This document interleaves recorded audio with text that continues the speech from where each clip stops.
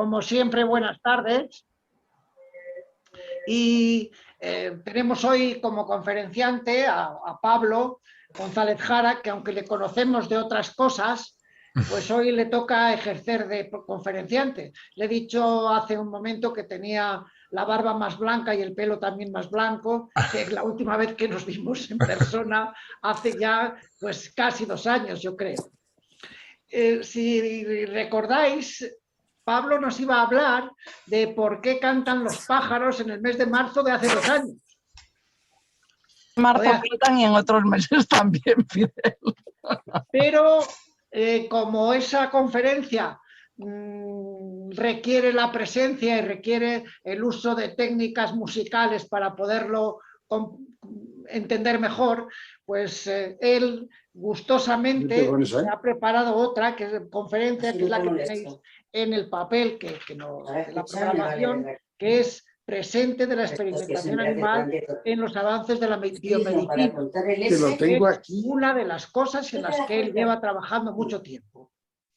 Pablo es doctor en biología, se doctoró en el 2002 y con unas tesis y con unos trabajos sobre cuestiones un poco complicadas de entender para los que no somos expertos. Por ejemplo, se centró en las interacciones moleculares huésped patógeno, analizando el mecanismo de defensa antiviral y la contradefensa mediado por el silenciamiento genético utilizando el virus de SARS. Bueno, de eso no leo más. Pero sí digo que además de eso hizo un postdoctorado luego en el Instituto de Investigaciones de Recursos Cinegéticos en la Universidad de Castilla-La Mancha con el Consejo Superior de Investigaciones Científicas sobre la hibridación de la perdiz en muy diferentes aspectos y con una repercusión también interesante, sobre todo en...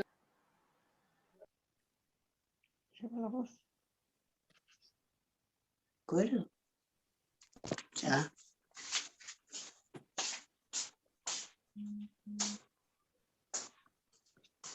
Ya no se oye tampoco. Fidel.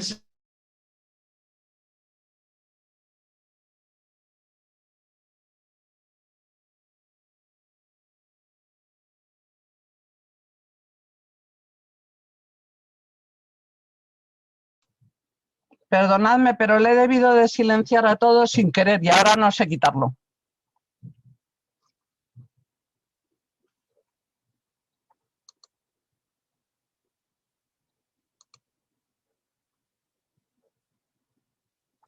En el 2002, entre el 2010 y el 2012, hizo también con la financiación del Instituto Torres Quevedo y con una empresa de biotecnología, estuvo estudiando otra serie de cuestiones relacionadas también con los animales y asignado fundamentalmente al servicio de animalario. Allí ejerció como corresponsable y formó parte de la Comisión de Bioseguridad y del Comité de Ética de Experimentación Animal del centro, responsabilizándose en la supervisión in situ del bienestar animal. Esto seguro que os suena en relación a algunas noticias de no hace mucho con el maltrato que se decía en un centro de uso de animales para la investigación.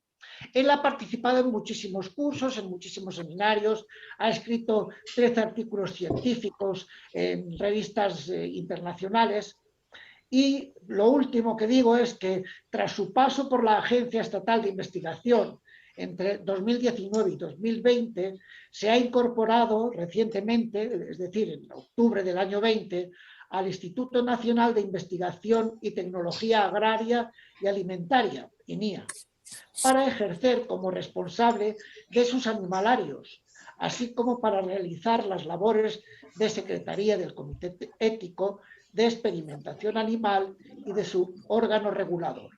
Seguro que hay pocas personas que nos puedan hablar con tanta ciencia y también del tema que Pablo ha elegido para hablarnos hoy. Así que estamos encantados de tenerte con nosotros y tuya es la palabra, Pablo, cuando quieras.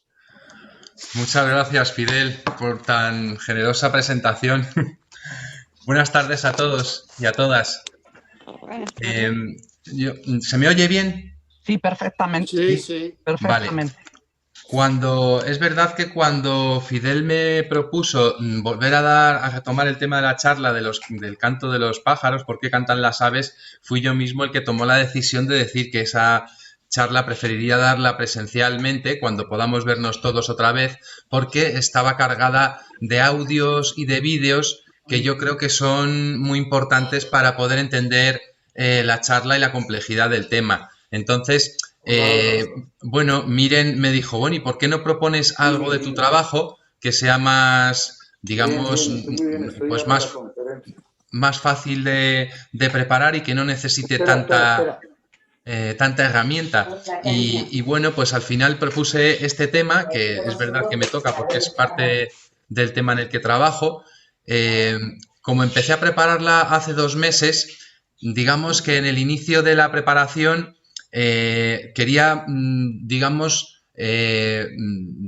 para explicar el contexto, pues dar primero unas nociones históricas sobre la experimentación animal. Y el hecho es que al final me ha interesado tanto esa parte que sin querer empecé a ver que tenía una y otra diapo, y al final junté un montón de ellas. Luego, además, en el curso de estos 2 meses, pues como bien ha dicho Fidel, salieron unas noticias bastante alarmantes sobre unas prácticas nada éticas que se habían realizado en unos laboratorios de una empresa que tiene sede aquí en Madrid, pues con animales de experimentación. Lógicamente, todos los comités de ética de experimentación animal de toda España, pues reaccionamos enseguida, pues digamos, criticando esas prácticas, que desde luego no son nada habituales, pero eso sí que me ha animado a, digamos, dividir la charla en 2 partes. En una primera media hora sí que os voy a contar sobre el tema inicial, aunque vais a ver que hay muchas referencias históricas, o sea que presente es presente, pero también va a ser, digamos, evolución de la experimentación animal o del uso de animales. Y luego en una segunda parte me gustaría hablaros de la normativa que, digamos, rodea todo el uso de animales para experimentación y también de la formación que tiene que tener el personal que trabaja con ellos, porque creo que viene muy al caso con respecto a esto que ha pasado con esta noticia que supongo que habréis escuchado vosotros en los medios y que de hecho ha llegado a Europa el tema, o sea que digo que ha sido muy serio. Dentro de la experimentación animal, o sea, la actividad es una actividad absolutamente regulada, está muy controlada, probablemente es de las actividades científicas más reguladas, pero aún así, pues a veces digamos que se cometen irregularidades, que desde luego no es el caso de lo que yo conozca a mi alrededor. Dicho esto, voy a tratar de compartir el archivo, a ver si puedo, pero pone que esto es una cosa que ya ensayamos el otro día. Yo también soy novato en todo esto, o sea que muy bien, me muy gusta bien. el pánico. Te ha salido muy bien. Ahora ya sí que estamos, ¿verdad? Sí, perfectamente. Bueno, pues entonces, ¿por dónde iba? Por la división de la charla en 2 partes. Gracias, Masa. Va a tener una primera media hora hablando de digamos, los progresos o la evolución de la biomedicina o de la experimentación animal en los progresos de la biomedicina y otra parte del digamos, el contexto normativo, ¿vale? Actual. Entonces, digamos que lo que podéis observar en la imagen es, la imagen de un mamut en la cueva del Pindal. En la cueva del Pindal está en la desembocadura del río Cares, en Ribadeva. Es una muestra del arte rupestre magdaleniense y debió de realizarse, bueno, se ha datado en torno a entre 18.000 y 13.000 años de antigüedad. Se trata de un dibujo esquemático y está facturado en un solo trazo. Lo que llama la atención es que en el centro tiene una mancha roja grande, lobulada, esto se habrá analizado con técnicas de imagen, y es una mancha que está exactamente puesta donde quizá cualquiera de nosotros dibujaríamos el corazón si se nos pidiese que lo hiciéramos. Qué duda cabe que el hombre magdaleniense que pintó esto digamos que ya tenía algunas nociones de anatomía, por cuanto que seguramente cuando mataban estos animales tan grandes y tenían que moverlos a otros sitios, necesitaban despiezarlos, y en ese despiece seguramente ya empezaron a hacer las primeras observaciones anatómicas. Lo que quiero decir con esto es la idea que señalo arriba del todo en la siguiente diapositiva. Es que la utilización de animales como modelos experimentales de observación de fenómenos biológicos ha evolucionado con el hombre. ¿Vale? La primera referencia que aparece clásicamente en los manuales de experimentación animal es ya en el periodo clásico, y de hecho suelen nombrar a Alcmaeón de Crotón, que tiene un nombre un poco difícil de pronunciar, como la primera persona que hizo experimentación con animales. Él era griego, filósofo y médico. Pensó que los órganos sensoriales, Alcmaeón pensaba que los órganos sensoriales estaban conectados al cerebro a través de unos canales que él denominó poroi, y descubrió que el poroi que conectaba los ojos con el cerebro a través de la sección del nervio óptico, suprimiéndoselo a un animal. Fue también el primero en identificar otras estructuras como la trompa de Eustaquio, y también distinguió las venas de las arterias. Otro personaje que destaco un siglo después es Hipócrates de Cos, o Hipócrates a secas. Está clasificado como una de las figuras más destacadas de la historia de la medicina, y de hecho muchos autores se refieren a él como el padre de la medicina. A lo largo de la charla vais a ver que van a aparecer algunos padres, porque siempre hay figuras que destacan por encima de las demás. ¿Vale? El padre de la medicina, como digo, es en reconocimiento a sus importantes y duraderas contribuciones a esta ciencia. También fue fundador, por supuesto, de la escuela que lleva su nombre, de la escuela de medicina que lleva su nombre. Su gran obra es el Corpus Hippocraticum, que es una obra recopilatoria, una colección de unas 70 obras médicas de la antigua Grecia, que están escritas en griego jónico, y que, aunque en la antigüedad se atribuían todas a Hipócrates, estudios realizados por distintos autores ponen en duda que fueran todas de él. Como es lógico, es una producción grandísima, y está escrita en distintos estilos que apuntan a que probablemente estuviera escrita por al menos 19 personas, entre las que podríamos contar seguramente a sus estudiantes y a sus discípulos. Os muestro en la imagen una muestra de un manuscrito bizantino del siglo XII con el juramento hipocrático. Si nos vamos al periodo clásico, y seguimos en el periodo clásico, pero seguimos avanzando, no podemos dejar de mencionar a Aristóteles, griego filósofo y naturalista por excelencia, padre de la filosofía occidental junto con Platón. Pues sus ideas han ejercido una enorme influencia sobre la historia intelectual de Occidente por más de 2 milenios, pero sobre todo también es reconocido como padre fundador de la biología. Si bien existían reflexiones y escritos previos sobre toda esta materia, el trabajo de Aristóteles destaca porque en él se encuentran las primeras investigaciones sistemáticas al respecto. Es autor de la Historia Animalium, que es un tratado de historia natural que consta de 9 libros, y en él se pueden encontrar los comienzos de la zoología. Digamos que hoy en día la ciencia que estudia la relación entre los animales es la filogenia, y es esa manera sistemática de ver las relaciones entre unos seres vivos con otros, no solo animales, también plantas, digamos la evolución. El siguiente...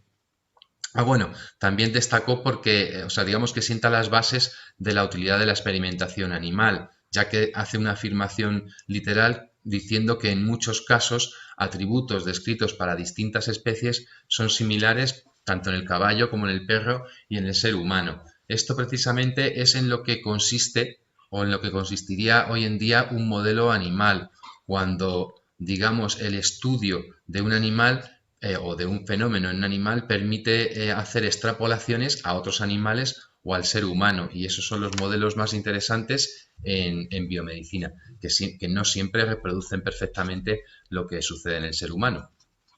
El siguiente personaje que os he traído es Galeno, como no, de Pérgamo, o simplemente Galeno, también griego, médico, cirujano y filósofo, pero ya, digamos, funcionando en pleno Imperio Romano, es decir, que nos hemos ido ya varios siglos después.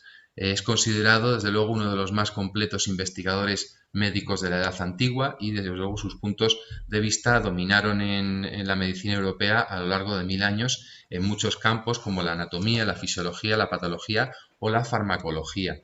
De hecho, es considerado la primera gran figura de la experimentación animal.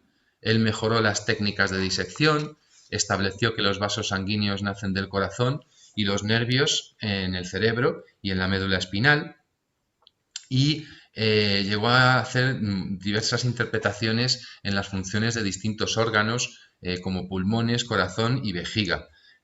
También cometió errores, como es lógico, al generalizar algunas de sus observaciones, y esos errores, digamos que posteriormente otros investigadores, otros médicos, pues corrigieron. Pero vamos, eso en definitiva es la ciencia.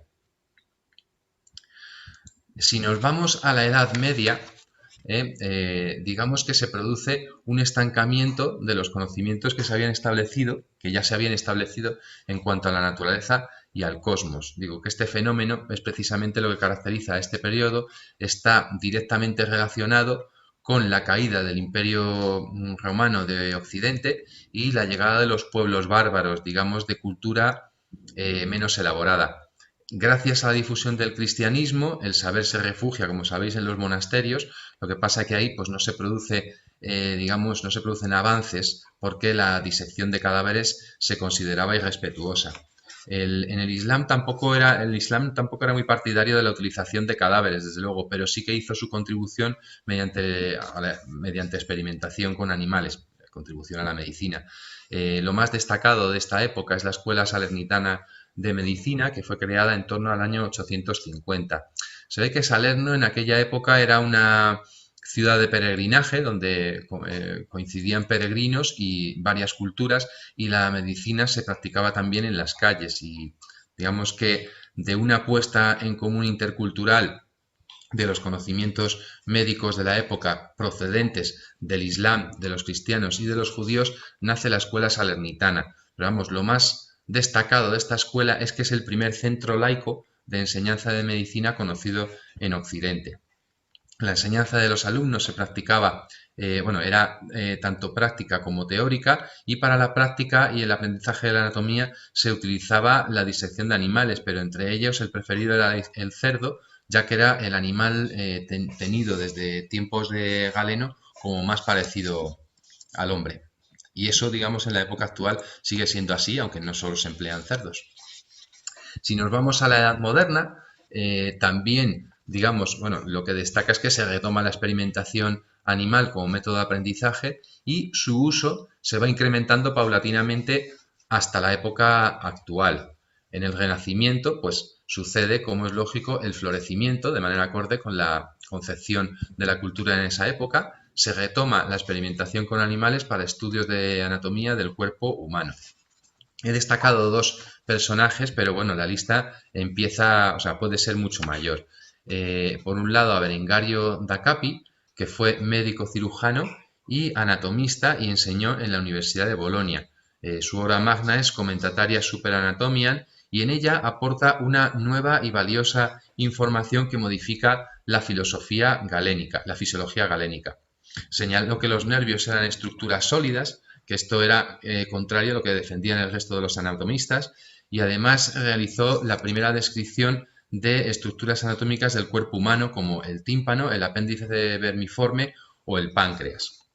Fijaos, y esto es curioso, la lámina que os muestro aquí, con estos dibujos tan exquisitos y con este toque tan antiguo, se debe a que fue el primer anatomista en utilizar ilustraciones basadas en observaciones directas, y esto lo hacía para complementar su texto. Y de hecho esto inició una relación por aquella época entre anatomistas y artistas que perduraría durante siglos. No me quería ir del Renacimiento sin mencionar a Miguel Servet. Miguel Servet, teólogo, médico y científico español de Aragón, es al que se le atribuye la circulación menor de la sangre, pero no solo descubrió la circulación menor de la sangre, lo que descubrió es que la oxigenación de la sangre se realizaba en los pulmones y no en el corazón. Como sabéis, Miguel Servet fue detenido y condenado por la Inquisición a la hoguera, pero no fue por describir la circulación menor de la sangre, sino por la negación de la Trinidad.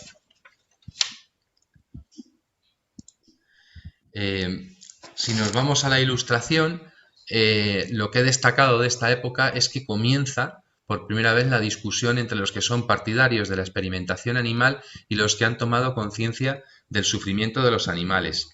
Este es un tema que después sigue tratándose y que en la actualidad pues está siempre sujeto a debate y tiene pues detractores, porque digamos que la experimentación animal pues tiene unas consideraciones éticas importantes. De hecho, en los cursos actuales, en los módulos que se utilizan para formar a la gente que va a manipular o a tratar animales en todas las escalas, que lo veremos después, hay muchas horas dedicadas no solo a la ética, sino al bienestar animal y al principio de las 3 ejes que veremos más adelante. De este personaje, de esta etapa, me gustaría destacar a Lázaro Spallanzani, que era naturalista y sacerdote y que fue profesor en las universidades de Reggio Emilia y Módena, y es considerado biólogo de biólogos por la variedad de modelos experimentales que utilizaba y por, digamos, los intereses científicos que mostraba y la originalidad de sus experimentos. Se interesó por el origen de la vida y la generación espontánea. Esto lo hizo pues al observar el desarrollo de los anfibios, que como todos sabéis, partiendo del huevo, llevan a un estado intermedio que sufre metamorfosis, que es el del renacuajo, en el cual, pues con un poco forma de espermatozoide como tiene el renacuajo pequeño, pues desarrolla con el tiempo las patas traseras, desarrolla en el tiempo posterior las patas delanteras y por fin pierde la cola. También se interesó por la generación espontánea mirando modelos de reptil o observando la regeneración de partes del cuerpo de los reptiles. Como todos sabéis, por ejemplo, pues la lagartija o el lagarto, cuando pierde la cola, vuelve a regenerarla, que no es más que un mecanismo de defensa frente a depredadores. También hizo numerosos estudios sobre fecundación.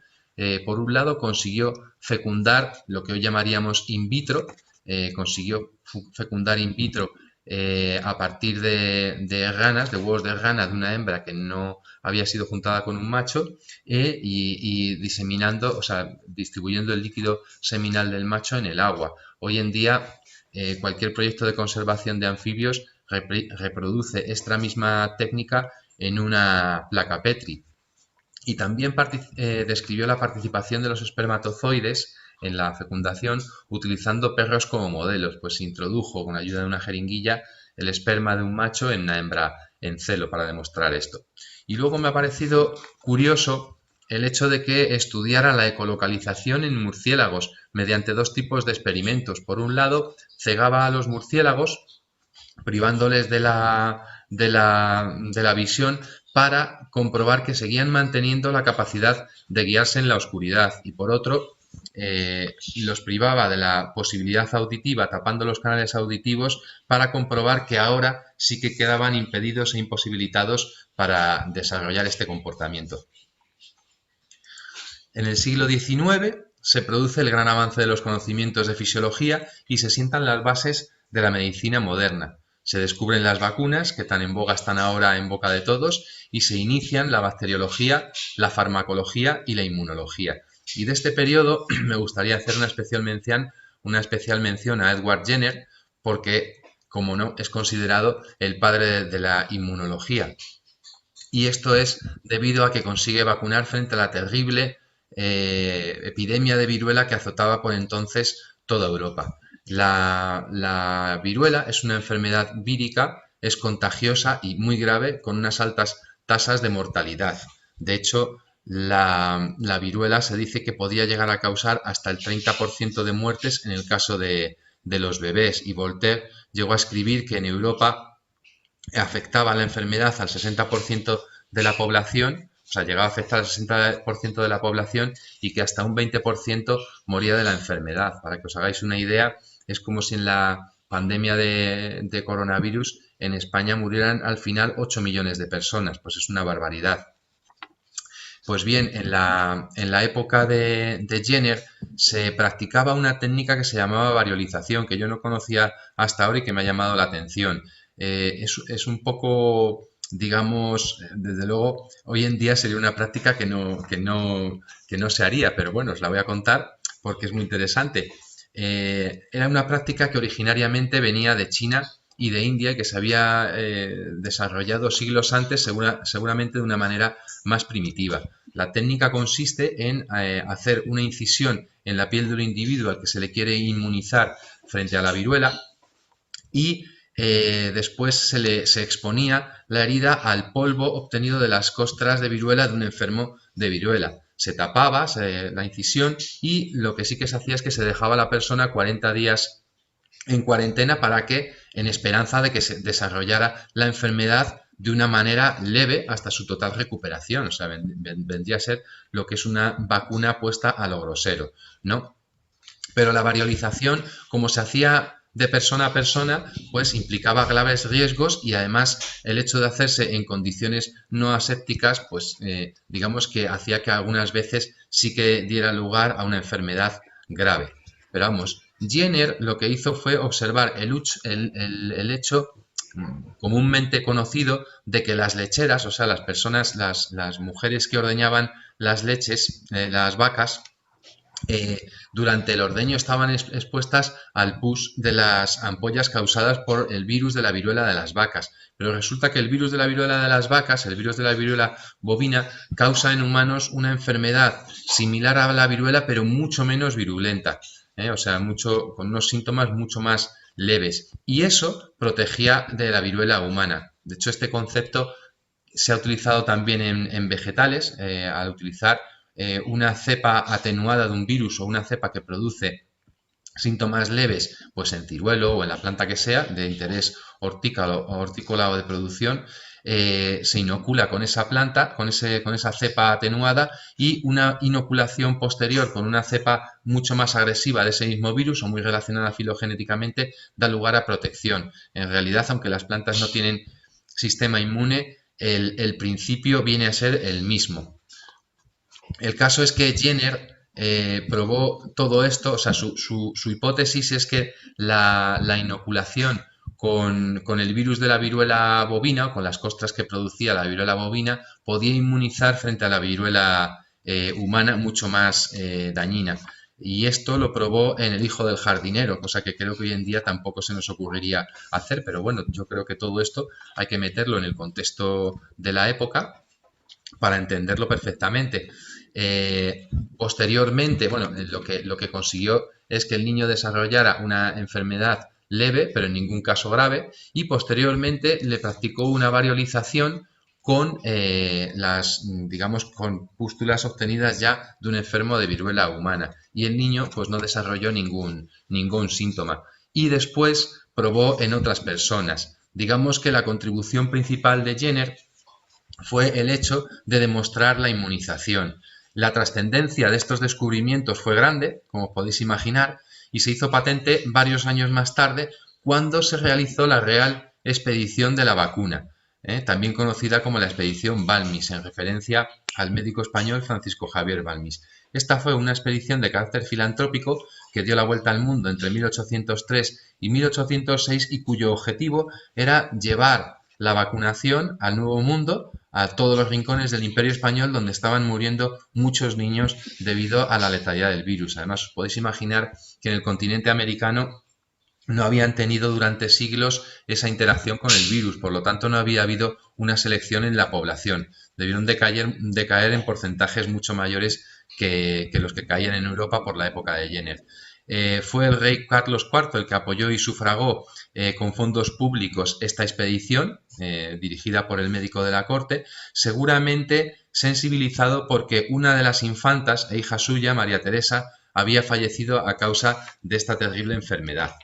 Esta se considera la primera expedición sanitaria internacional de toda la historia, pero bueno, esta historia tiene un final feliz, ¿eh? De momento, digamos que el último contagio natural por viruela se describió en 1977 y en 1980 la Organización Mundial de la Salud certificó la erradicación de la enfermedad por todo el planeta. Si continuamos en el siglo XIX, digamos que la cantidad de experimentadores o de científicos o médicos que utilizan experimentación animal se incrementa, como había dicho anteriormente, y el número de personajes a destacar sería larguísimo. Pero bueno, yo he traído estos cuantos. Quizá digamos, uno de los más prolijos fue Claude Bernard, que fue biólogo, médico y fisiólogo, y fue fundador o se le considera fundador de la medicina experimental. Bernard hizo numerosos experimentos, dedicó toda su vida muy activamente a trabajar con animales y llegó a realizar el descubrimiento de muchas funciones, como la función digestiva del páncreas, la función glucogénica del hígado, el mecanismo del curare o el óxido de carbono. También estableció los principios generales sobre los que se asienta la farmacodinámica moderna y algunas funciones del sistema nervioso. También hizo contribuciones a la técnica de la cirugía y al desarrollo de herramientas. Algunos opositores suyos acusaron a Bernard de falta de empatía con los animales sujetos a sus exploraciones científicas. Desde luego está claro que para todo ello debió de practicar con técnicas de vivisección que en un contexto actual serían absolutamente impensables. También destacar de esta época otros personajes conocidos de todos como Louis Pasteur, con el desarrollo de las vacunas del carbunco en oveja, el cólera en gallina o la rabia en perro, Ivan Pavlov con su teoría de los reflejos condicionados o Robert Koch, que revolucionó la bacteriología con sus trabajos sobre el bacilo de la tuberculosis. Ya en el siglo XX, por fin, se produce la gran expansión de todas las ciencias biomédicas experimentales, pero el hecho que destaco aquí es el del descubrimiento de los anestésicos, ya que abre la posibilidad de realizar los experimentos in vivo, eliminando el dolor, cosa que hoy en día es tenido por refinamiento y es obligatorio en cualquier tipo de experimento que se haga con animales y que luego lo vamos a ver. Destacar aquí a uno de nuestros grandes científicos, Santiago Ramón y Cajal, médico especializado en histología y anatomía patológica, aragonés y premio Nobel en 1906, compartido con Camillo Golgi por sus trabajos sobre la estructura del sistema nervioso. Él descubrió los mecanismos que gobiernan la morfología y los procesos conectivos de las células nerviosas y desarrolló una teoría nueva y revolucionaria al descubrir que el tejido cerebral estaba formado o compuesto por células individuales, que son las neuronas, y modelizó la transmisión unidireccional del impulso nervioso. Por otro lado, también destacar a Alexis Carrel, también premio Nobel. Bueno, de esta época hay muchos premios Nobel. Él fue biólogo, médico y científico y recibió el premio Nobel en 1912 en reconocimiento a su trabajo acerca de la sutura vascular y el trasplante de vasos sanguíneos y de órganos. Os podéis imaginar lo importante que son ahora esas técnicas en los trasplantes de órganos. Pero también Alexis Carrel destacó por su famosa teoría sobre el órgano aislado. Lo que demostró es cómo mantener un corazón de pollo latiendo durante meses en el seno de un baño de suero oxigenado. Hoy en día, esto abre la posibilidad a realizar, o se consideraría un método alternativo a la experimentación, ya que sustituye, a la experimentación animal, ya que sustituye al animal por uno de sus órganos. Y bueno, no siempre se puede utilizar porque todo depende, una técnica así, porque todo, digamos, depende de que se puedan cubrir los objetivos y las preguntas que uno se hace al diseñar un experimento o un proyecto de investigación, pero digamos que sí que abre la posibilidad a la utilización de métodos alternativos. Por otro lado, Willem Eindhoven, también premio Nobel en Fisiología o Medicina en 1924, él lo que hizo fue detectar desde la superficie corporal biopotenciales que se producían en órganos internos. como el primero que detectó fue el del corazón, pues dio lugar al electrocardiograma. Fijaos que hoy en día el electrocardiograma pues es una técnica rutinaria que se utiliza en cualquier hospital para auscultar a un paciente de una enfermedad cardiovascular.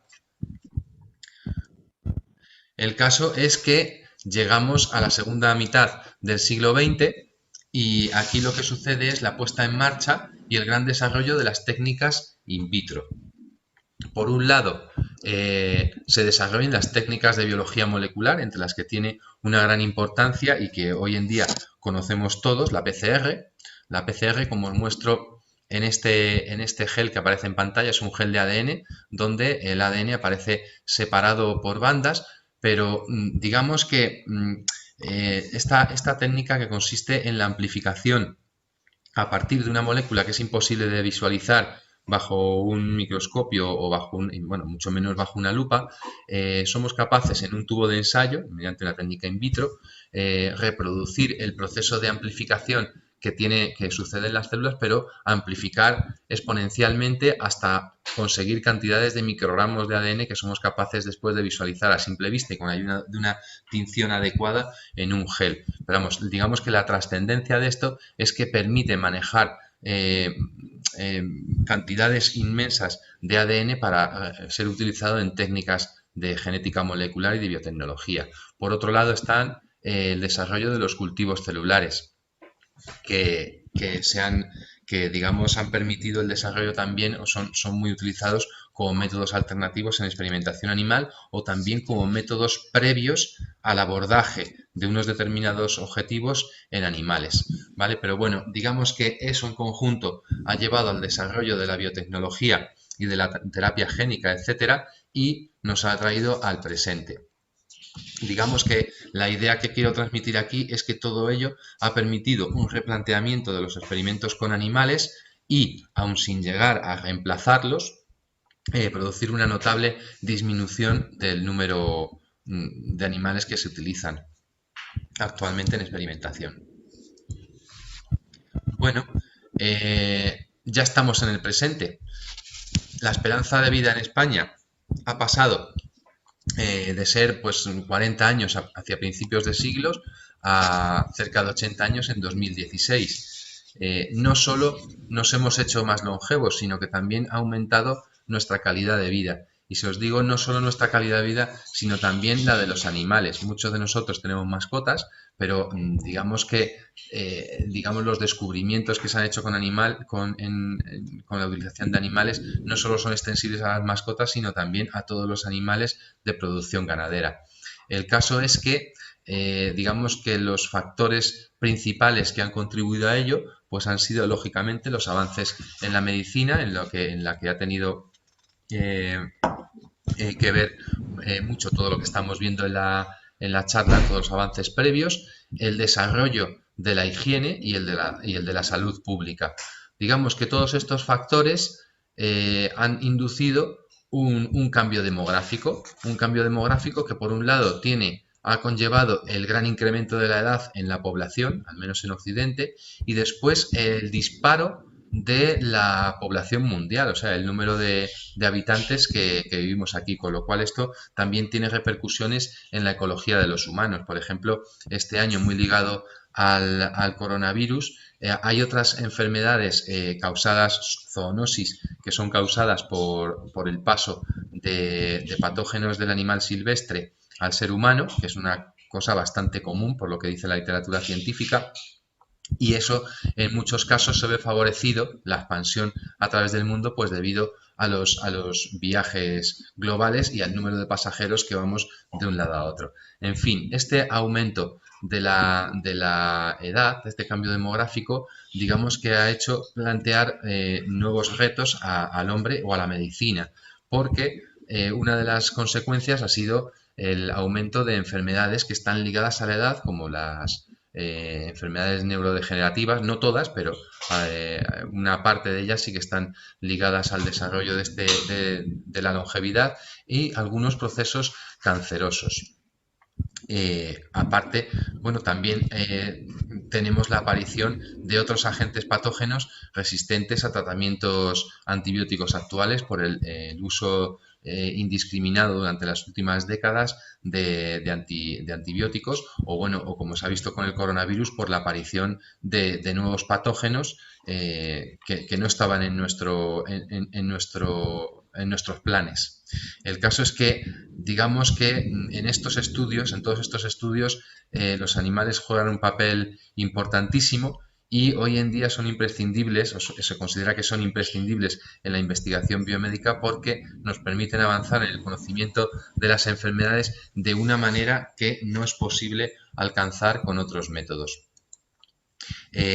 Voy a mencionar algunos ejemplos de avances biomédicos o avances médicos que han sido posibles gracias a la utilización de animales y que han hecho que los seres humanos vivamos más y con mejor salud, y que también los animales y que también estos resultados alcancen a los animales. Por un lado, la capacidad de la penicilina para vencer la infección se probó en ratones infectados con Staphylococcus. El descubrimiento de la penicilina para tratar infecciones bacterianas ha permitido, como comprenderéis, salvar millones de vidas, tanto humanas como animales. Y ojo, porque se estima que aproximadamente 1 de cada 10.000 personas, digamos, tiene reacción anafiláctica a la penicilina, es decir, que su uso pues no está completamente exento de cierto riesgo. Es mínimo, pero no es inexistente. En cuanto a las transfusiones sanguíneas, se probó en conejo la fórmula citrato-glucosa, que sirve para conservar la sangre durante semanas y poder transfundirla de vuelta y con seguridad a los animales. Hoy en día pues no se puede imaginar una cirugía programada o la atención a un herido grave o tratamientos de cáncer o de anemia sin digamos, el manejo de las transfusiones sanguíneas. Y ni que decir tiene que una cirugía a corazón abierto o el trasplante de órganos sería imposible sin este descubrimiento previo. Si nos vamos a la tuberculosis, hace un siglo la tuberculosis era una de las causas más comunes de muerte. El primer tratamiento efectivo contra la tuberculosis, que es la streptomicina, otro antibiótico, se probó en cobayas y su uso también ha hecho posible salvar la vida de millones de personas. Por otro lado, la degeneración macular es la causa más común de ceguera en adultos. Pues bien, en 1998 se desarrolló una nueva técnica quirúrgica que permite salvar la vista y que fue perfeccionada utilizando conejo, gato y primates. En cuanto a las enfermedades neurodegenerativas que he mencionado en una diapositiva anterior, la cirugía experimental en monos permitió identificar en el cerebro un centro diana para el tratamiento del Parkinson. Los experimentos llevados a cabo con perros permitieron el desarrollo de la insulina para el tratamiento de la diabetes. Hoy en día, gracias al descubrimiento de la insulina y a su manejo, las personas con diabetes pues pueden llegar a una vida más o menos razonablemente normal o casi completamente normal. Otro tema que tenemos muy en boga últimamente en los medios de comunicación, las vacunas. La vacuna contra la polio se pudo desarrollar mediante la investigación en ratones y monos. Pues bien, la mortalidad infantil se ha reducido drásticamente al evitar ciertas enfermedades infantiles mediante el uso de vacunas. Los estudios con ratones y ratas han sido cruciales para el desarrollo del tamoxifeno o de los anticuerpos monoclonales como la herceptina frente al cáncer. Desde que se introdujo el tamoxifeno en los años 90, el porcentaje de personas que mueren por cáncer de mama se ha reducido en un 30% y de hecho actualmente es la segunda forma de cáncer con mayor índice de supervivencia. Otras formas de cáncer que se consideraban incurables hace apenas 20 años, hoy en día tienen mucho mejor pronóstico y todo ello se ha hecho mediante experimentación animal. Os traigo ahora 3 diapositivas de lo que puede ser considerado lo último de lo último, lo más de lo más. Digamos, por dónde van los tiros hoy en día en biomedicina y en los modelos animales. Los 3 ejemplos que os traigo están realizados con ratón porque es el animal de experimentación que más se utiliza, pues debido a que las técnicas están muy bien puestas a punto en él, las técnicas de transferencia de embriones, las técnicas de transgénesis y por otro lado pues los tiempos de generación y el manejo del animal pues es muy sencillo. Lo primero de lo que os quiero hablar son estos modelos animales que hemos venido a llamar personalizados, y en este caso es para ver cómo se va a tratar, cómo se trata en el presente y en el futuro inmediato pacientes de cáncer. Se lleva a cabo la combinación de técnicas de secuenciación masiva de genomas, lo que es digamos, la obtención de la secuencia de miles de genes de un individuo, y en combinación con el uso de modelos de ratón que hemos venido a llamar, o que han venido a llamar, avatar.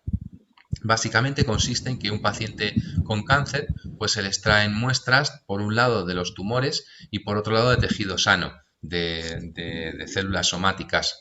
Estos tejidos se mandan, por un lado, a secuenciar para ver cómo es la secuencia en el tejido normal y cómo son y qué mutaciones se han acumulado en el tejido tumoral. Al mismo tiempo se establecen mediante senoinjertos en ratones para tener, digamos, el modelo, como digo, personalizado. Una vez que se comparan mediante técnicas de computación las mutaciones que existen en las células tumorales, se, digamos, busca qué drogas pueden ser compatibles, pueden ser potencialmente válidas para esas mutaciones, y esas drogas se prueban en los ratones a los que previamente se les han establecido los tumores. Por último, las drogas que dan un buen resultado son probadas en el paciente. Hablando de coronavirus, los modelos animales transgénicos pues han demostrado su utilidad, como por ejemplo es el caso que nos ocupa. La línea K18AC, que es nada más que una línea transgénica, un ratón normal al que se le ha introducido un gen extra o una construcción extra, que es esta que os muestro ahí abajo, sirve de modelo para analizar la patogénesis y también para desarrollar las vacunas frente al SARS-CoV. Este método fue descrito en el año 2007 en una de probablemente la revista que es más prestigiosa en el campo de la virología. Como sabéis, el síndrome respiratorio agudo severo fue descrito por primera vez en el año 2003 en una provincia de China, en Guangdong. Poco después se extendió a otras partes del mundo y llegaron a describirse 8.000 casos, aunque probablemente el número fue mucho mayor, a lo mejor de un orden de magnitud mayor, o sea, un cero más. El agente causal era un virus de RNA, el coronavirus, SARS, y digamos que es un patógeno que pasó de un animal silvestre, de varios descritos, pero uno de ellos es este animalito que os muestro en la imagen, que es precioso y que espero que no sufra consecuencias su conservación por habernos pasado el coronavirus. Es la civeta de las palmeras, la Paguma larvata. Digamos que la obtención del ratón transgénico es muy importante para estudiar el coronavirus y permite estudiar el coronavirus porque un ratón normal sí se infecta con coronavirus, pero no reproduce los síntomas ni la enfermedad que tiene lugar en humanos. De hecho, curiosamente, en ratones pues tiene unos síntomas muy leves o subclínicos, de hecho. Entonces, obteniendo este ratón transgénico en el que expresamos la enzima convertidora de la angiotensina humana, digamos que conseguimos que en los epitelios del animal, incluido el epitelio de los pulmones, se exprese esta enzima que es la cerradura que es capaz de abrir el virus en humanos. ¿Vale? Entonces, lo que sí que se ha conseguido es que un ratón transgénico que expresa esta proteína o esta enzima reproduce fielmente los síntomas que producen humanos, con lo cual pues sirve como, vamos a convertir en un modelo idóneo para el estudio del coronavirus y también para el desarrollo de la vacuna. Y una última diapositiva de esta parte, también hablando de modelos personalizados, fue el gran descubrimiento hace pues 10 o 12 años de este sistema CRISPR, que es para la edición de genomas. ¿Qué es la edición de genomas? Pues bueno, digamos que consiste en arreglar un genoma dañado, por ejemplo, un gen que tiene una mutación que produce una enfermedad o un defecto. En este caso, el ejemplo que os pongo es el que da lugar a cataratas en el ratón que porta la mutación de un solo nucleótido en una de las secuencias del ADN. El sistema CRISPR es un sistema bacteriano que, bueno, de hecho, proporciona a la bacteria inmunidad natural frente a DNAs extraños. Lo que pasa que nosotros hemos encontrado, a base de estudiar esas bacterias, que por cierto se desarrollan en sitios de aguas salobres, fueron descubiertas en las marismas de Santa Pola, las primeras, por un investigador muy conocido, Mújica. Una vez que hemos comprendido cómo funciona este sistema, le hemos dado una aplicación biotecnológica en la edición de genomas. Básicamente es como un sistema de tijera y pegamento molecular que está guiado por varias proteínas y con la participación de un RNA que sirve para localizar por homología de secuencia la secuencia del ADN que hay que reparar. Lo que se hace lo que se ha hecho en este experimento es cruzar un ratón wild type con un ratón que contiene, o digamos que es mutante para las cataratas. Del cruce resultante sale una descendencia que toda aporta la mutación, y lo que se hace, aunque aparece solo un cigoto dibujado en el esquema, deben ser muchos cigotos los que se producen. A todos se les inocula el sistema de reparación genómica. Si eso funciona, una vez que estos embriones en estado de pronúcleos e inoculados con este sistema de reparación se implantan en una hembra receptora y se desarrolla la gestación y da lugar a los distintos cachorros, observamos que una parte, no toda, pero en una parte, o sea que digamos que esto está sujeto a una estadística, se ha revertido la mutación. Entonces,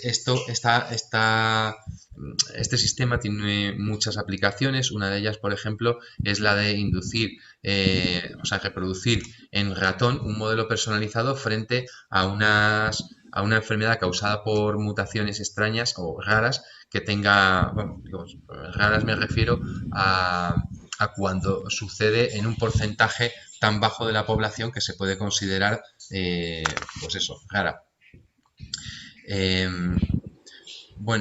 Digamos que terminada esta parte, me gustaría ahora pasar a la parte de la experimentación animal desde la perspectiva de la normativa o de la legislación. Esta parte suele ser un poco más ardua, así que voy a intentar que no sea muy aburrida, a ver si lo consigo, pero lo que sí que quiero daros con ello es una imagen de la complejidad que tiene este campo y de lo controlado que está, ¿vale?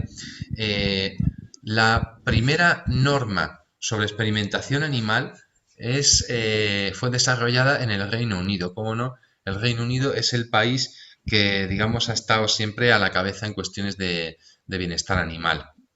Fue desarrollada en 1876 y se vino a llamar, traducida al español, Ley contra la Crueldad para con los Animales. Esta ley tenía ya varios precedentes. De hecho, sorprende la fecha tan temprana de esos precedentes, porque ya esta ley es más de 100 años más joven que la ley en Europa, pero esta tenía un precedente en 1835 y otro precedente en 1822. La ley de 1822 se hizo para evitar el tratamiento cruel al ganado en Inglaterra. Y bueno, en ese ganado entraban los perros, los toros, incluso los osos y las ovejas. Y una de las cosas que prohibía la ley eran las peleas de gallos. Posteriormente se desarrolló en 1935 otra ley que se llamaba de manera similar a esta, pero que no contemplaba la experimentación animal. Es decir, que la primera que contempla a los animales de experimentación es esta. Fijaos que en Estados Unidos ya nos tenemos que ir hasta 1966 para encontrar una ley similar. Y en Europa, digamos que la cascada es esa, ¿no? Reino Unido, Estados Unidos, Europa, nos tenemos que ir hasta 1986 en el que encontramos, digamos, el acta animal para los procedimientos científicos, que es la que ha servido de base para el resto de la normativa posterior. Para no convertir esta diapositiva en una historia de normativa, voy a saltarme varias que hay intermedias para ir directamente a la que está ahora en vigor, que es la Directiva 2010 del 63, perdón, del Parlamento Europeo y del Consejo, y que es relativa a la protección de los animales utilizados para fines científicos. Esta directiva está que lo sepáis, está en constante revisión. De hecho, pues ahora acabo de venir de un grupo de trabajo europeo formado por las administraciones de los ministerios de distintos países de la Unión Europea para revisar la última y ver qué es lo que se ha hecho bien y qué es lo que falta por hacer de la última reunión que tuvieron. Esas reuniones se hacen cada 6 meses, para que os hagáis una idea, es decir, que desde 2010 llevan 21 reuniones, bueno, 20 reuniones. La transposición de esta directiva en nuestro ordenamiento jurídico es el Real Decreto 53 del 2013, y en él se establecen las normas básicas para la protección de los animales utilizados en experimentación y otros fines científicos, y como dice la coletilla, incluyendo la docencia. Digamos que esta ahora mismo es la norma fundamental que hay que seguir a rajatabla y lo mejor posible. Entonces, ¿cuál es el objetivo fundamental? Y esto lo pone a lo largo del texto. El objetivo es, por encima de todo, garantizar el mejor trato posible a los animales. Eso lo deja muy claro, pero más claro deja cuál es el objetivo último, o igual de claro es como deja cuál es el objetivo último, que es, como veis ahí, el total reemplazo de los animales en los procedimientos. Sí, o sea que digamos que esta ley está hecha con la idea de poco a poco ir reduciendo el uso de animales hasta que definitivamente, en experimentación, hasta que definitivamente podamos abandonarlo. Esto es un objetivo que hoy por hoy pues no es posible, pero sí que es verdad que se ha reducido mucho el número de animales a partir de la aplicación estricta de esta ley. ¿Qué es lo que regula? Señalo 3 palabras en negrilla: el reemplazo y la reducción de la utilización de animales en procedimientos y el refinamiento de la cría, no solo de la cría, del alojamiento, de los cuidados y de la utilización de animales en tales procedimientos. Aquí la palabra procedimiento es sinónimo de experimento. De hecho, se sustituyó en la legislación la palabra experimento por otra un poco menos llamativa, por decirlo así, que es procedimiento, pero vamos, se refiere a experimentos con animales. Que también regula el origen, la cría, el marcado, los cuidados, el alojamiento y la eutanasia de los animales, o sea, la muerte final humanitario, las actividades de los centros que son criadores, suministradores o usuarios, y la evaluación, cómo es la evaluación y la autorización de proyectos en cuyos procedimientos se utilizan animales. Esta evaluación es muy rigurosa y vamos a ver después unas pinceladas, pero para que os quedéis por lo menos con la idea. Bueno, las 3 palabras que se destacaba en negrita son el pilar central de la legislación actual en Europa, y es el principio de las 3 R's: reducción, reemplazo y refinamiento. Este concepto fue desarrollado por Russell y Barthes en 1959, es decir, hace 70 años, y fue descrito en el famoso, bueno, en el libro que es más famoso de ellos, o que los ha convertido en famosos, que son Los principios de la técnica experimental humana. Pero bueno, ¿en qué consiste bueno, primero empiezo por el reemplazo. El reemplazo, que es el primer abordaje, consiste en, una vez que propones una investigación que puede utilizar animales, o buscar un método en el que se pueda sustituir el animal. Es lo que se han llamado métodos alternativos, o sea que es el reemplazo de métodos de experimentación animal por métodos que no utilizan animales, que pueden ser cultivos celulares o pueden ser pues, el órgano aislado. Bueno, hay distintos laboratorios y distintas instituciones que ahora están, digamos, promoviendo mucho el conocimiento de los métodos alternativos.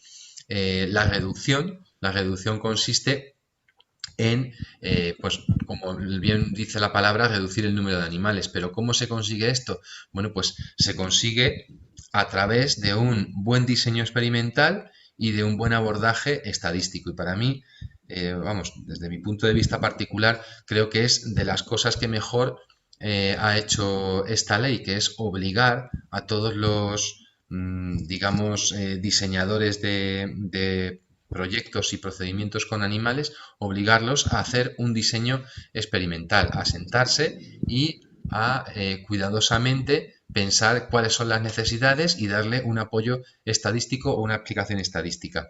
Digamos que no es que esto no se hiciera, pero yo creo que ahora es cuando por fin se está haciendo de manera más rigurosa. Y esto no tiene solo ventajas por el hecho de reducir el número de animales utilizados, que también es que una planificación anterior reduce los recursos, no solo en el campo de los animales de experimentación o de la experimentación con animales, sino en cualquier campo de la investigación. Dados los recursos, digamos, escasos que hay para investigar y dado que muchas veces la financiación es de tipo público, pues digamos que un planteamiento que ahorra, pues es un planteamiento siempre bienvenido, ¿verdad?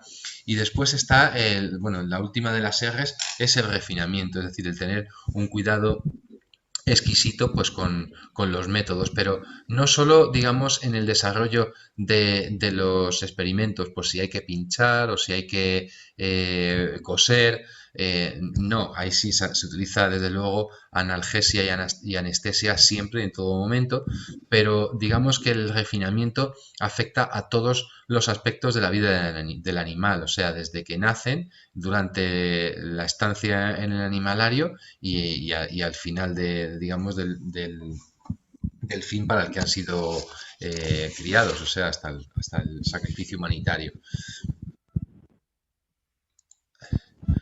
¿Qué tiene la ley la misión de garantizar? Pues por un lado, el número de animales utilizados en los procedimientos, que se reduzca al mínimo, aplicando en la medida de lo posible los métodos alternativos. Bueno, ya he hablado de que la clave está en un buen diseño experimental y un abordaje estadístico sólido. Que no se les cause dolor innecesariamente, ni sufrimiento, ni angustia o daño duradero. La definición de procedimiento o de experimento, la que considera la legislación y la que aceptamos todos, no la he dicho todavía, se considera experimento cualquier utilización de un animal que pueda suponer un daño similar o superior, un daño, un dolor, un sufrimiento o una angustia igual o superior al del poner una aguja bajo una buena práctica veterinaria. Es decir, cualquier cosa igual que eso o superior requiere pasar todos los permisos que apunta la legislación y que veremos ahora un poco más adelante.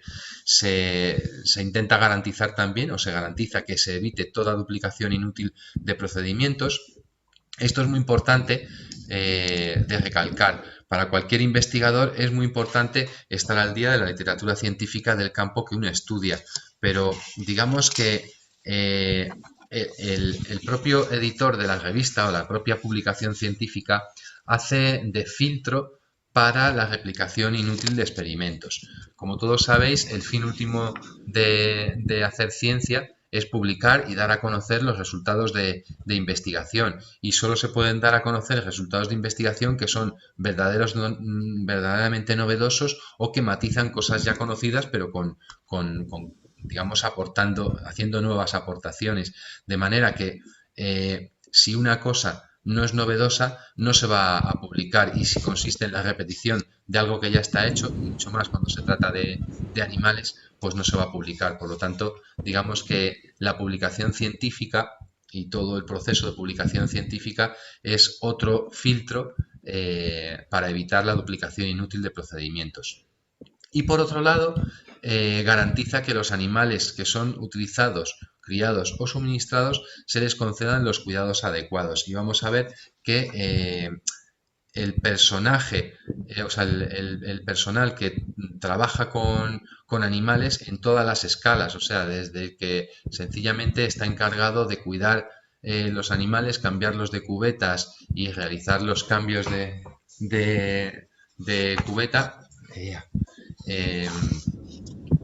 hasta el que, digamos, diseña los proyectos o procedimientos, tiene que tener una formación muy sólida a través de unos módulos que vamos a ver y que además están recogidos por legislación. Bueno, en cualquier caso, digamos que la máxima al final que se aplica a todo esto es la que describió Poole en el año 1997 en su artículo seminal, y es que para hacer buena ciencia se necesita tener a los animales contentos. No es que vayan a estar bailando y cantando, pero se les proligan una serie de cuidados exquisitos en todos los alrededores, digamos, en todas las instalaciones con las que yo he tenido contacto, y desde luego no puede ser de otra manera, porque si no se atiende a las necesidades fisiológicas, si los animales están enfermos, no pueden servir de ninguna manera como modelo para llegar a ningún resultado de investigación válido.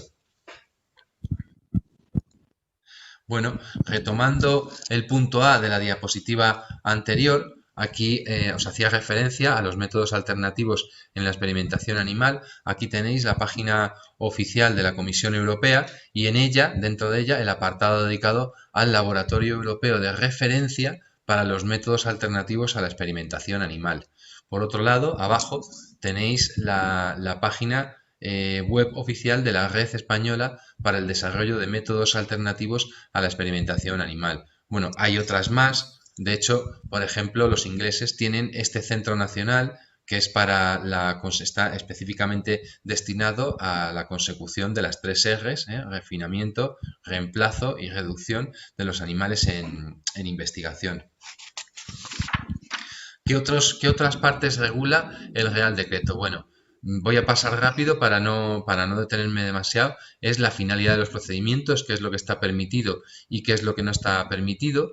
Regula el registro exhaustivo de los animales, para que lo sepáis o para vuestro conocimiento. Los animales, digamos que están registrados en un libro de registro, se trate del animal que se trate, ratón, aunque haya 5.000 en la instalación, o ovejas, aunque solo haya 10 en la granja, desde el momento en que nacen hasta el momento en que son sacrificados.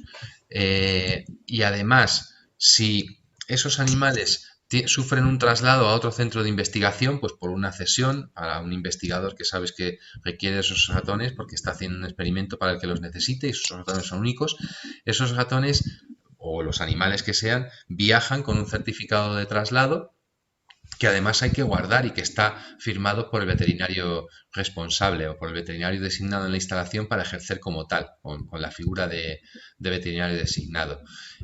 También regula qué animales está permitido utilizar en los procedimientos.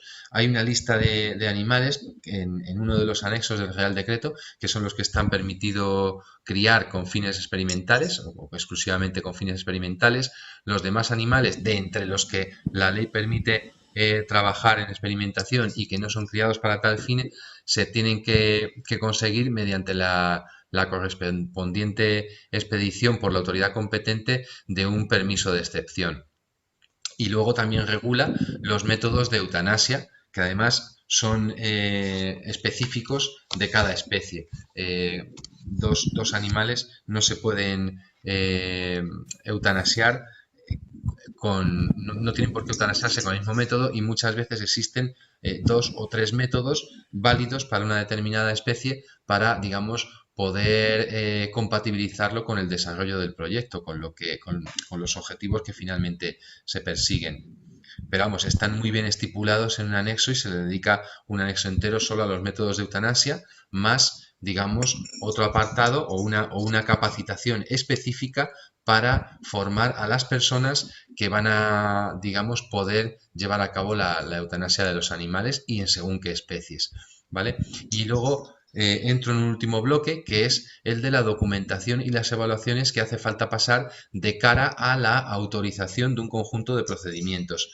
¿Quién está autorizado a realizar esas evaluaciones? Y si es necesario una evaluación retrospectiva tras finalizar los procedimientos. Si habéis visto, hay procedimientos que si son clasificados como de una gran severidad hacia los animales, o sea, es decir, afectan mucho al bienestar por más que se pongan todos los medios adecuados, requieren no solo de una evaluación inicial con los correspondientes permisos, que ahora veremos que están divididos, digamos, llevados a cabo por 3 estratos distintos, sino que además requieren de una evaluación retrospectiva, es decir, una vez realizado el procedimiento, retrospectivamente hay que preguntarse por si ha valido la pena hacerlo, si éticamente ha sido correcto, si el número de animales podía haberse disminuido y una serie de cosas más. Y luego también regula las funciones de los agentes implicados en toda la evaluación, que por un lado son los comités éticos de experimentación animal y los órganos encargados de bienestar animal y los órganos habilitados. Y también crea el Comité Español para la Protección de Animales Utilizados con Fines Científicos. Este comité es un comité multidisciplinar en el que participan pues gente de diversos ministerios, gente del mundo de la experimentación animal y de las asociaciones relacionadas con la experimentación animal, como por ejemplo la SECAL, la Sociedad Española para las Ciencias del Animal de Laboratorio. También participan representantes de asociaciones por derechos de los animales o pro derechos de los animales, y también las autoridades competentes de las distintas comunidades autónomas.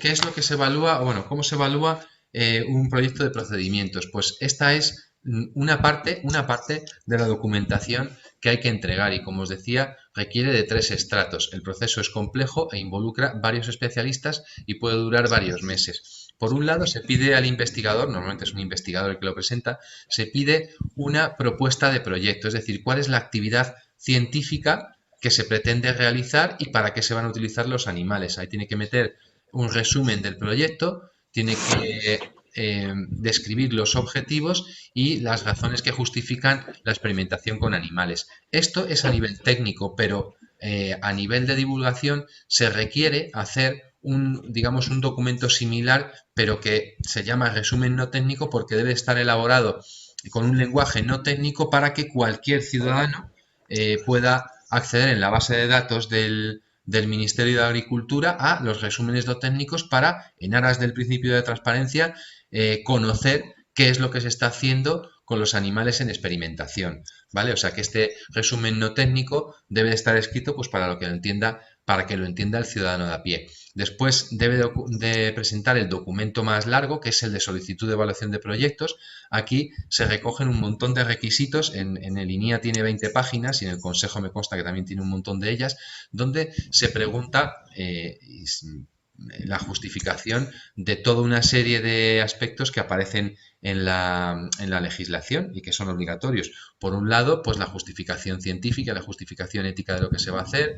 Por otro lado, el diseño experimental. Detenidamente hay que explicar en qué consistirán los experimentos y cuál es la estrategia experimental y estadística que se va a utilizar, que se ha utilizado para determinar el número de animales a utilizar, qué métodos de refinamiento se van a utilizar y de reducción y de reemplazo, es decir, para cumplir con los requisitos de las 3 R's se van a utilizar a lo largo de todo el proyecto. En fin, cómo se va a evitar la repetición injustificada de experimentos.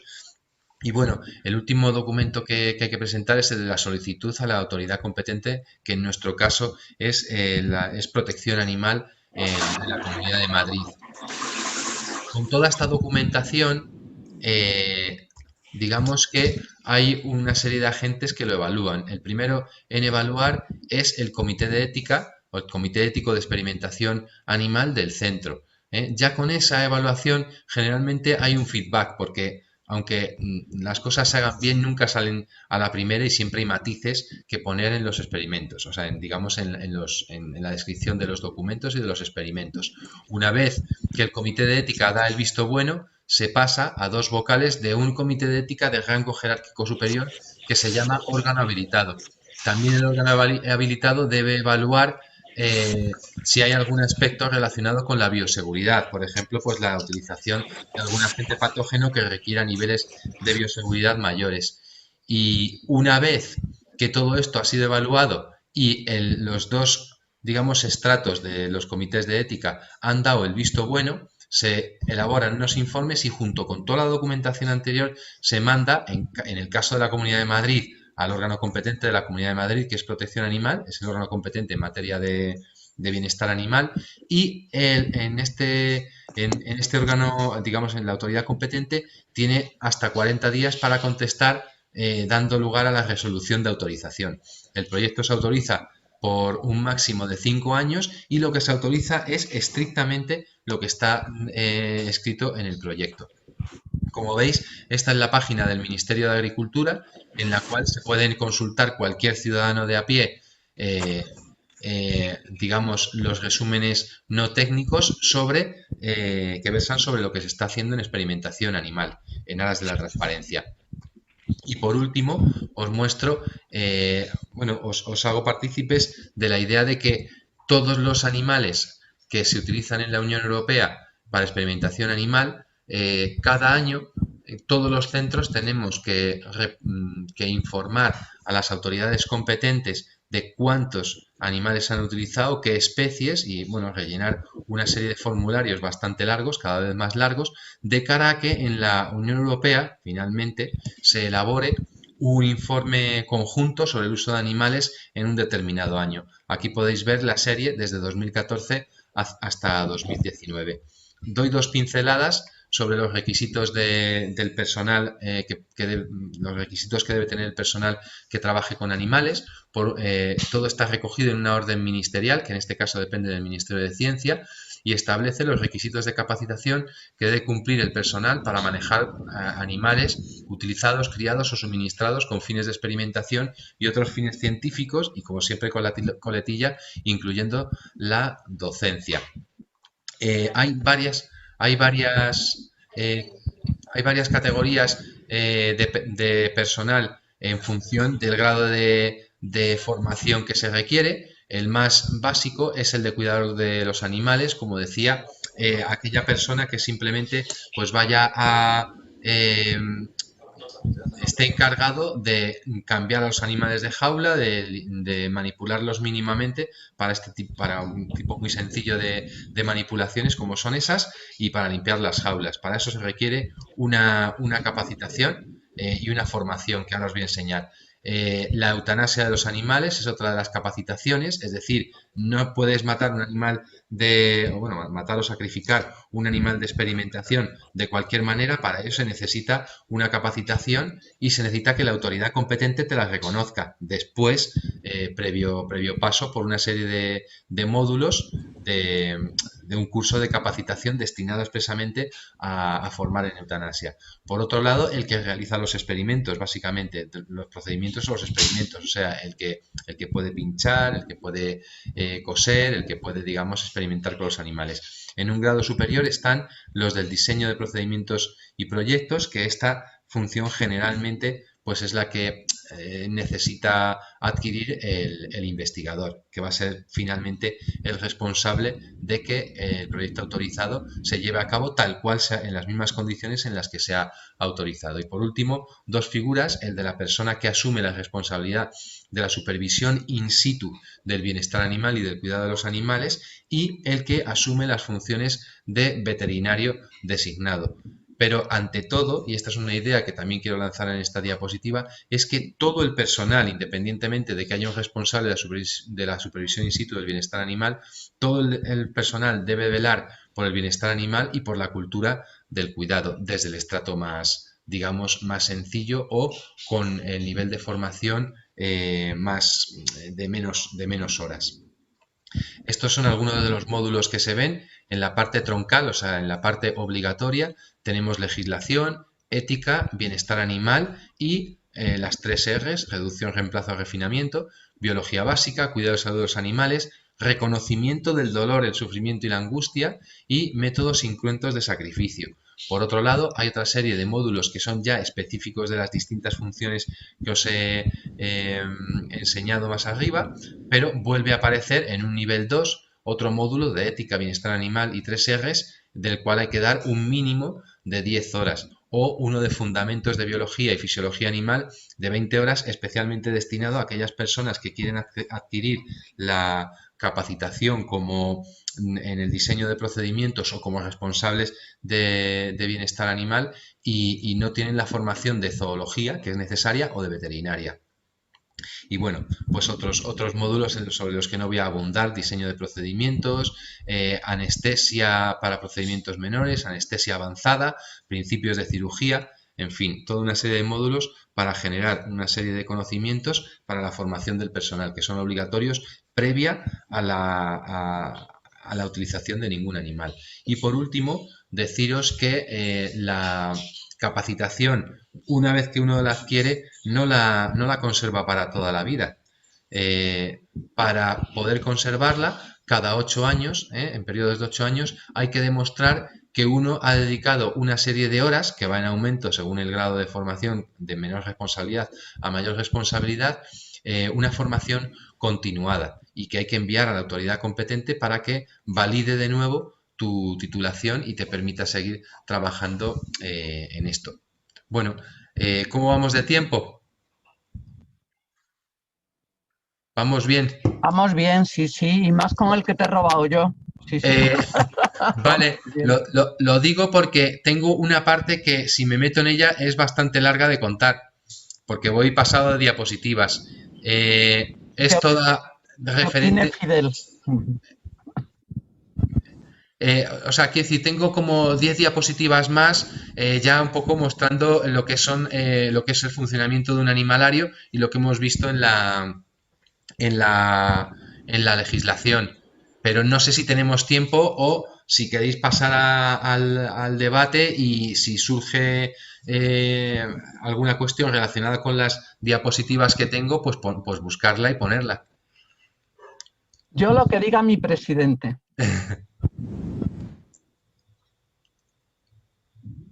Como hemos empezado como hay cuarto o hay 20, digamos, son las 7:30. Vamos, yo creo que me he pasado de tiempo, de hecho, pero como queráis, ¿eh?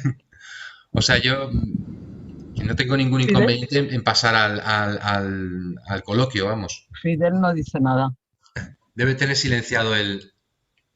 Sí, pero lo puede activar él, que yo sepa.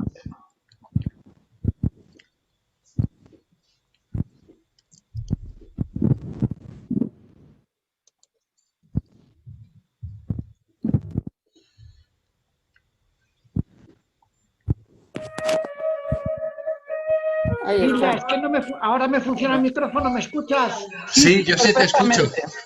Es que tenía el micrófono cerrado. Yo creo que mejor cerrar aquí. Vale. Sí. Pablo, creo que mejor cerrar aquí y abrir el coloquio. Perfecto. Vamos, es que ya me he dado cuenta de que ya iba pasado de tiempo. Como te dije esta mañana, tengo diapos de sobra, pero yo creo que podemos cortar aquí. Yo creo que nos has dado un panorama suficiente, y me parece que dejar un poco abierto a un poco de debate. Muy bien. A mí me ha gustado la conferencia, la primera parte histórica me parece que me ha sorprendido más, porque a mí lo de la experimentación animal, no sé si es por el nombre, como que es una cosa que se ha empezado a hacer hace 4 días, y todo el recorrido histórico que has hecho me ha parecido muy curioso y muy interesante. Hablar no creo que vaya. Y luego una pregunta que quería hacerte era sobre los animalarios. Sí. ¿Son de cada centro de investigación? ¿Son públicos? ¿Son privados? ¿Hay animalarios que puedan, por ejemplo, vender animales a una institución para que investigue? ¿O cómo funciona el sistema? Está haciendo una pregunta a ella. Está agradeciendo Fidel está hablando Fidel. Ella, ¿qué era ella? Contesto cuando se termine. Sí, vale. A ver, los animalarios pueden ser públicos, o sea, de centros públicos o de centros privados. O sea, en realidad cualquier experimentación que se vaya a hacer con animales hay que hacerla en un centro de usuario que además esté registrado y esté autorizado por la debida autoridad competente, que en España es la autonómica. Y para darse de alta ha tenido que pasar una serie de auditorías y ha tenido que presentar una documentación, pero hay animalarios privados y hay animalarios de instituciones públicas. Lo que pasa que, digamos que en los animalarios no se puede entrar, o sea, no puede entrar cualquier persona por razones que no he explicado, que iba a explicar en esa tercera parte, que ya me parecía demasiado.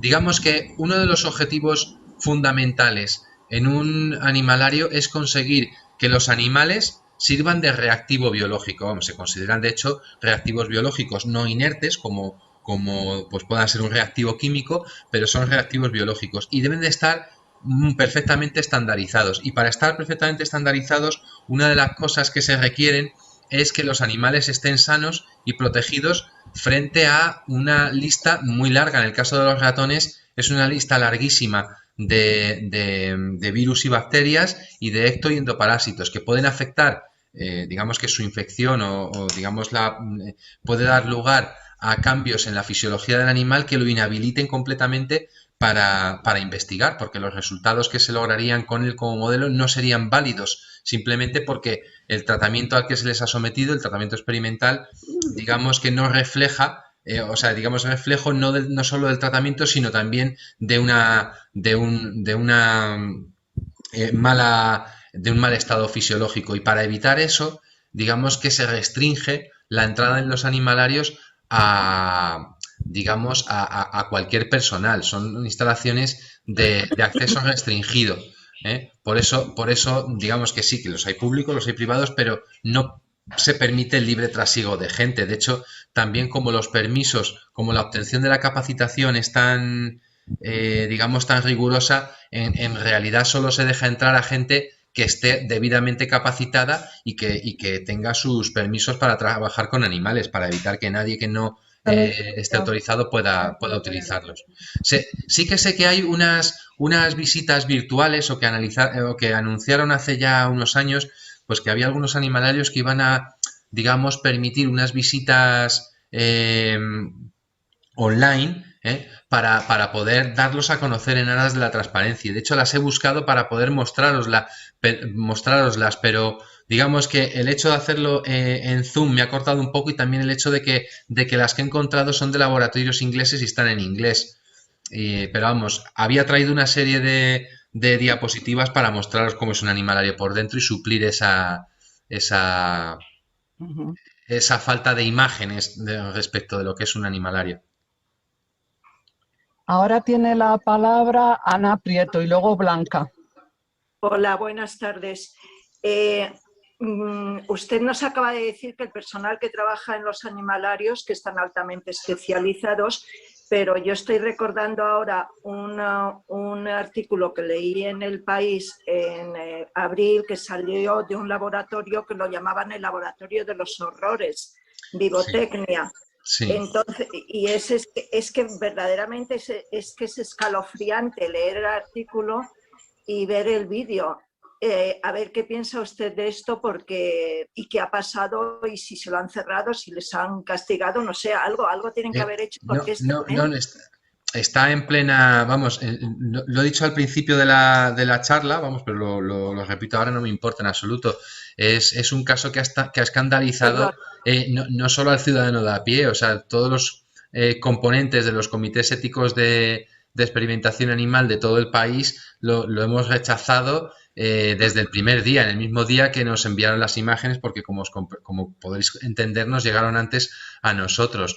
Desde luego son una serie de prácticas que lo peor que destaca de todas ellas, y que yo no he podido ver el vídeo 2 veces, con una ya fue suficiente, es digamos la falta de empatía hacia los animales. Esto, como digo, ha llegado a Europa. Y en esta reunión en la que he estado recientemente se están proponiendo cursos especializados para formar inspectores que puedan digamos, ejercer más control en las funciones que ahora digamos ostentan los órganos encargados de bienestar animal y los responsables de bienestar animal, y también se ha planteado formar a más gente, digamos, en la cultura del cuidado. De todas formas, yo creo que esto ha sido una práctica absolutamente aislada, y desde mi punto de vista, si todas las imágenes son reales, digamos que ha fallado el mecanismo de control dentro de esa institución. Claro.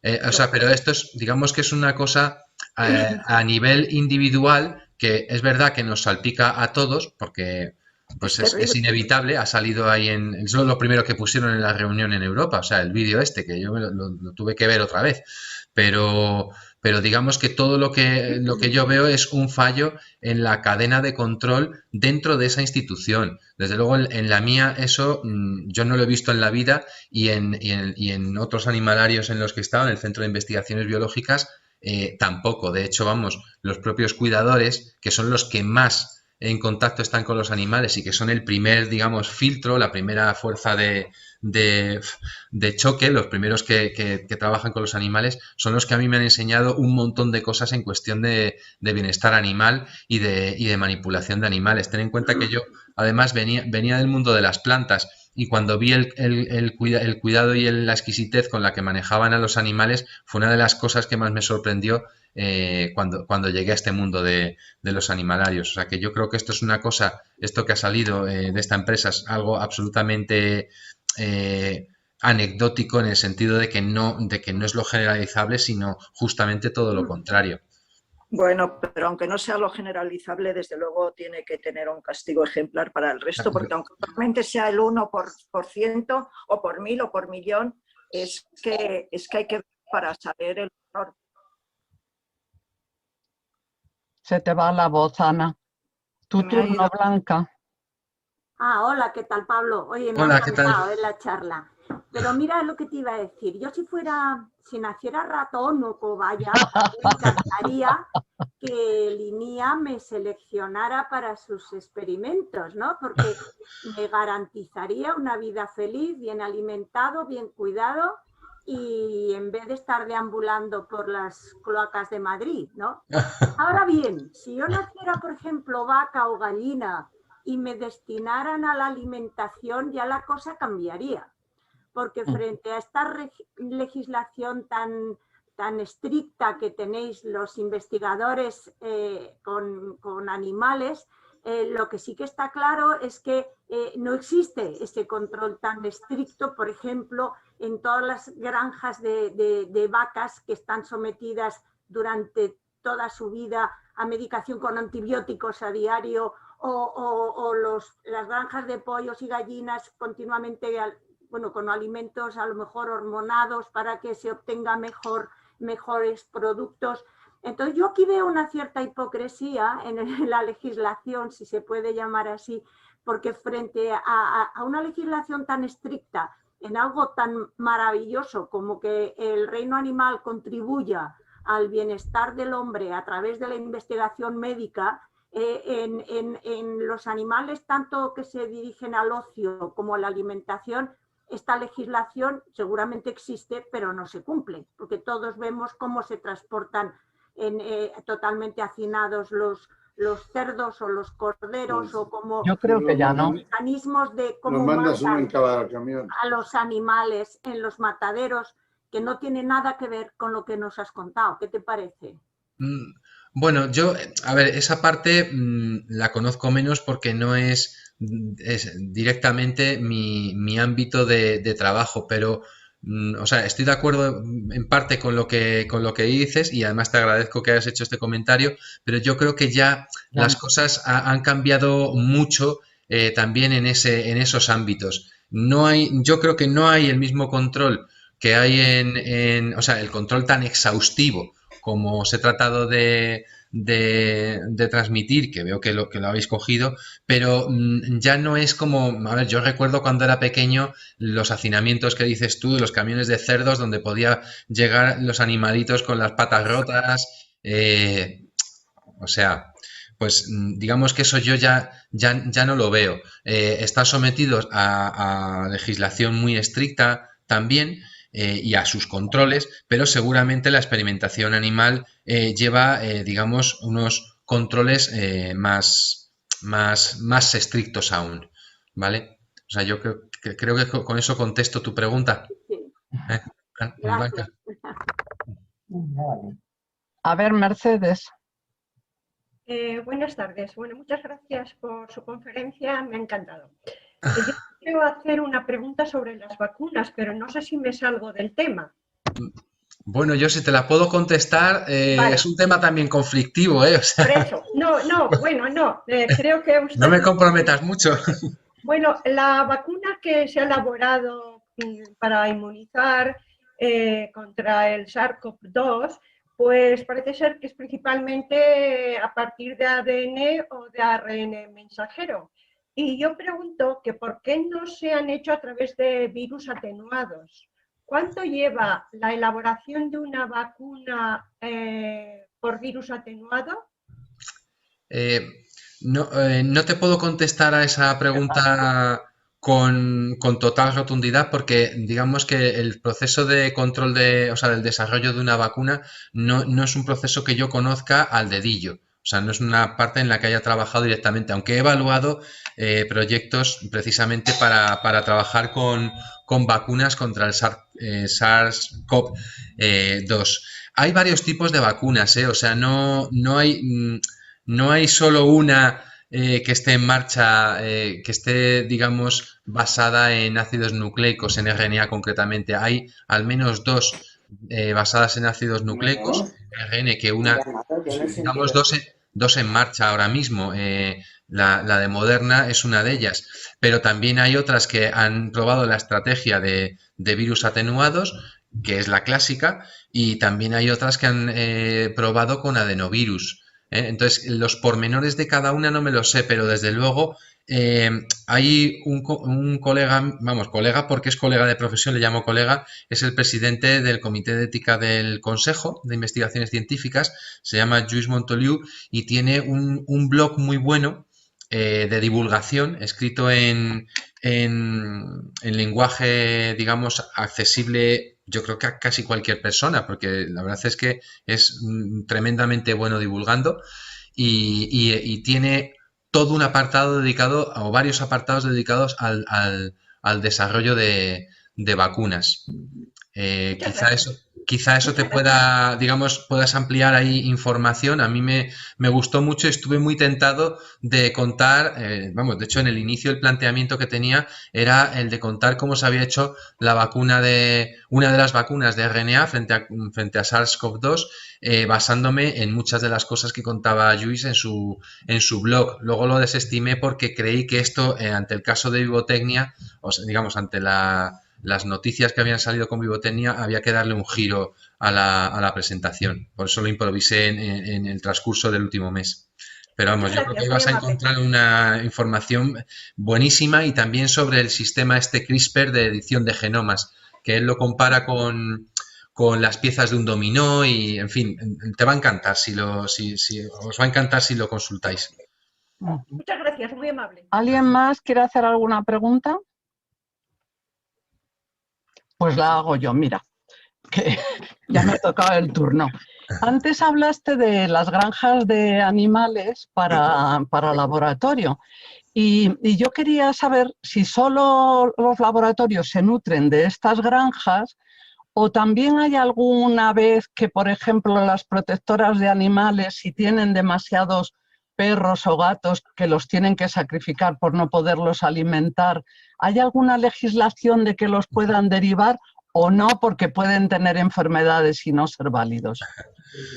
Es que la gente, sobre todo en países del este, lo digo porque a veces hemos tenido gente trabajando que se niega, por ejemplo, a comer determinados animales, gato, conejo, por ejemplo, porque dicen que pueden ser gatos y haberlos soltado de un laboratorio. Es que son gente muy rara, para mi gusto, vaya. A mí no se me ha ocurrido nunca. Y por ahí puede que haya pasado uno hace un rato, porque yo sí que tengo animal. Pues mira, la pregunta es muy buena. Es una pregunta muy buena y, de hecho, en la charla original tenía una diapositiva preparada para justamente algo parecido a lo que tú estás hablando. La primera vez, bueno, esto ya me pasó cuando me preparé la oposición en 2012. No era una plaza para experimentación animal, pero entre los temas que trataba había 7 temas de experimentación animal y uno de ellos era la legislación actual, que por cierto era anterior al Real Decreto 2013 que os he mostrado. Y una de las cosas que me llamó poderosamente la atención, y de hecho había hecho una diapositiva para ello que no sé por qué se me ha perdido, o sea, no debe ser una versión de la presentación que en algún momento hice en otro ordenador y se me ha perdido. Destacaba un artículo del Real Decreto, no me acuerdo cuál es, no sé si es el 23, en el cual dice con qué animales se puede trabajar, y en ese especifica que está prohibido utilizar animales vagabundos o animales asilvestrados. Que vienen mucho a colación de lo que dices tú. Esos animales no son válidos como modelos. No son válidos porque, por lo que he dicho de la estandarización, por ejemplo, los gatos de la calle, pues tienen muchos virus que cogen en la calle y que, digamos, que les afectan a la salud. O sea, que al no estar bien de salud no sirven para tal fin, no sirven como reactivo.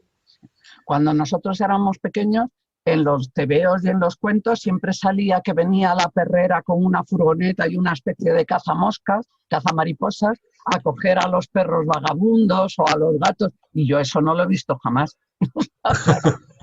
Pero vamos, que no me extrañaría lo que dices tú en tiempos muy pretéritos. Que procedería de otros tiempos, sí. Muchas gracias. Nada. ¿Alguien más? Es que yo paso la pantalla, pero ya no veo más manos. Bueno, pues entonces te vamos a despedir con un gran aplauso y ya te digo que en el chat he recibido también muchas enhorabuenas, claro, porque se ve que hay gente que ya se ha tenido que ir o algo y lo ha puesto, lo ha escrito. Pues muchísimas gracias y la próxima que sea de aves, de pajaritos. Muchas gracias, encantado. Un abrazo muy fuerte. De compartir esta experiencia recíproca con vosotros. Y siento haber estado de novata, me voy a tener que hacer un cursillo para cuando me pase esto de que me dan el pase así rápido, pues claro, que me fallan las cosas porque solo lo hice una vez, un ratito pequeño y se me olvida. De todo se aprende. Sí, pues ahora ya le voy a dar a lo de grabar y bueno, pues a los demás nos vemos el jueves que viene, ¿no? Gracias. Sí, abrazos a todos. Pues, Adiós. Abrazos a todos también. Adiós, muchas gracias. Adiós. Gracias. A ver, ¿dónde tengo yo grabado? Yo quería saber que había toda esta normativa y... Lo has hecho muy bien, Gilda, muy bien. ¿Qué va? A ver si ahora soy capaz de grabarlo, de pasar.